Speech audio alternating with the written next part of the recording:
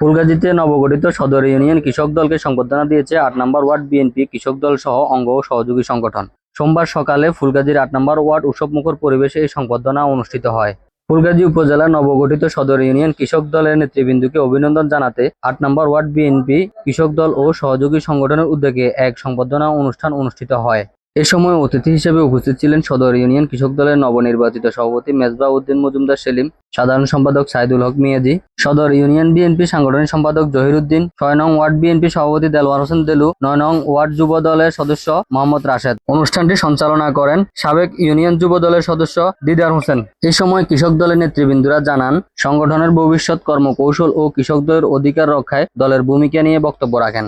বাংলাদেশ জাতীয়তাবাদী কৃষক দলের লক্ষ্য হচ্ছে মাঠের কৃষকের পাশে দাঁড়ানো, তাদের সমস্যা তুলে ধরা এবং কৃষকদের ন্যায্য অধিকার আদায়ে ঐক্যবদ্ধভাবে কাজ করা। তারা স্থানীয়দেরকে অভিনন্দন জানিয়ে বলেন, এই নেতৃত্ব ফুলগাজীর কৃষি উন্নয়নে নতুন দিগন্ত খুলে দেবে। সংবর্ধনা অনুষ্ঠানে কৃষকদের উৎসাহ, শুভেচ্ছা আর সংগঠনের প্রতি ভালোবাসা যেন মিলেমিশে এক হয়েছে। বক্তারা ঐক্য, সংগঠন শক্তিশালীকরণ এবং গণতান্ত্রিক আন্দোলনে কৃষক দলের ভূমিকা আরও গতিশীল করার প্রত্যয় ব্যক্ত করেছেন এবং পরবর্তীতে আগামী জাতীয় সংসদ নির্বাচনে দানা শীর্ষের পক্ষে ঐক্যবদ্ধভাবে সবাইকে কাজ করার আহ্বান জানান। জাতীয়তাবাদী দল বিএনপির সাংগঠনিক সম্পাদক জহির ভাইকে বাংলাদেশ জাতীয়তাবাদী কৃষক দলের পক্ষ থেকে, দৌলতপুরবাসীর পক্ষ থেকে এই ফুলের তোড়া উপহার দিলাম।